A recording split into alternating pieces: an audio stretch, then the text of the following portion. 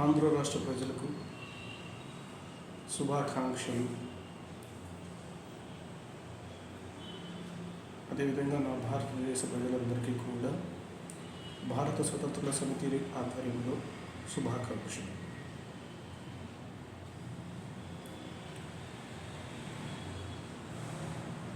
ఆనాడు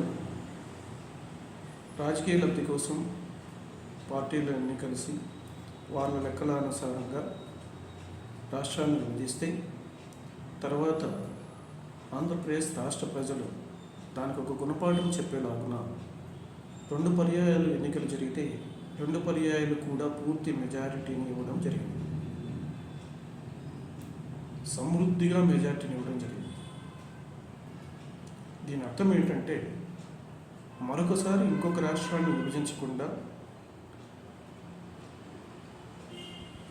ఏ రాష్ట్ర ప్రజలకు ఈ దుఃఖాన్ని కలిగించకుండా ఉండేటట్లుగా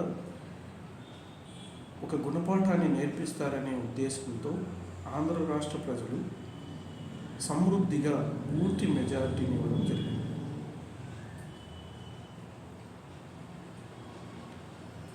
ఇందుకు ఒక ప్రత్యేక విధానాన్ని ఏర్పాటు చేసి ప్రతి ప్రజాప్రతినిధి పనిచేసేటట్లుగా చేసి పాలనలో ప్రతి ప్రజాప్రతినిధి పాల్గొనేటట్లుగా చేయడం వలన ఇలాంటి సమస్య మరొకసారి పునరావృతం కాకుండా ఉండేటట్లుగా చేయవచ్చు. దీని అర్థం ఏంటంటే పాలకపక్షంలో ప్రతిపక్షం ఎలా, పాలకపక్షంలోని ప్రతిపక్షం ఎలా, ప్రశ్నకు బలం ఎలా, ప్రశ్నకు సంపూర్ణమైన బలాన్ని ఎలా ఇవ్వాలి, పాలకపక్షంలోనే ప్రతిపక్షం ఉంటూ ప్రతిపక్షము పాలకపక్షంలోనే ఉంటూ ప్రశ్నకు బలాన్ని ఇస్తూ రాష్ట్రాన్ని పురోగతిలో నడిపించేటట్లుగా చేయగలిగేటటువంటి విధానం ద్వారా ఇటువంటి రాజకీయ లబ్ధి కోసం చేసేటటువంటి పనికిమాలిన పనులకు గుణపాఠం చెప్పినట్లుగా ఉంటుంది. పాలకపక్షంలోని ప్రతిపక్షం ఎలా, ప్రశ్నకు బలాన్ని ఎలా ఇవ్వాలి అనే విధానానికి భారత స్వతంత్ర సమితి ఆధ్వర్యంలో ఒక ప్రత్యేకమైనటువంటి విధానాన్ని, ఒక ప్రత్యేకమైనటువంటి పద్ధతిని క్రియేట్ చేయడం జరిగింది. పరిస్థితులు బాగలేక ఎలక్షన్స్ ముందుకు రాలేకపోయాం,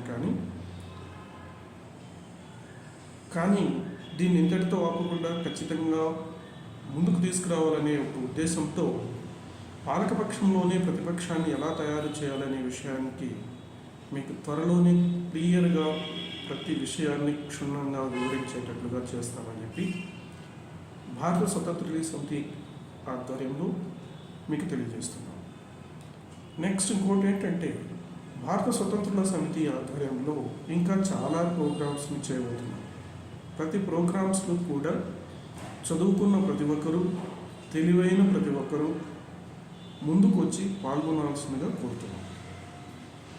ఇది గ్రామ స్థాయి నుండి నగర స్థాయి వరకు ప్రతి విషయంలోనూ క్లియర్గా ఒక్కొక్క స్థాయిలో ఒక్కొక్క విధానాన్ని ఏర్పాటు చేసుకుంటూ అన్ని విధాల ప్రజలకు చేరువలో ఉంటూ ప్రతి ప్రజాప్రతినిధి చిన్న స్థాయి నుండి పై స్థాయి వరకు ప్రజల ప్రయోజనాల దృష్టిలో ఉపయోగపడేట్లు పాలు పంచుకునేటట్లుగా చేయడమే మన యొక్క ప్రధాన ఉద్దేశం. ఇలా తీసుకురావడానికి మరొక కారణం కూడా ఏంటంటే భారతదేశంలో ఏ రాష్ట్రానికి తిరిగి ఇట్లాంటి బాధ కలిగించకూడదనే ఉద్దేశంతో భారత స్వతంత్రులు అందరూ భారతీయులే, సో ఏ రాష్ట్రమైనా భారతదేశంలోనిదే కాబట్టి భారతదేశాన్ని విచ్ఛిన్నం అనేటటువంటి విషయాలకు ఇలాంటి నాయకులు మళ్ళా తిరిగి పునరావృతం చేయబోతారనే ఉద్దేశంతో భారతదేశ ఉనికి కానీ ఔన్నత్యానికి కానీ ఎటువంటి ఇబ్బంది కలగకుండా చేయాలనే ముఖ్య ఉద్దేశంతో భారత స్వతంత్రుల సమితిని తీసుకురావడం జరుగుతుంది. సో తెలివైన ప్రతి ఒక్కరూ కూడా ఈ విషయాలలో చదువుకున్న ప్రతి ఒక్కరూ కూడా పాల్పంచుకొని ముందుకు తీసుకుని రావడానికి ప్రతి ఒక్కరూ సహకరించవలసిందిగా కోరుతున్నాం. మరొకసారి గుర్తు చేస్తున్నాం, పాలకపక్షంలో ప్రతిపక్షం ఎలా, ప్రశ్నకు పూర్తి స్థాయిలో బలాన్ని ఇవ్వడం ఎలా అనేది మన యొక్క ప్రధాన ఉద్దేశం.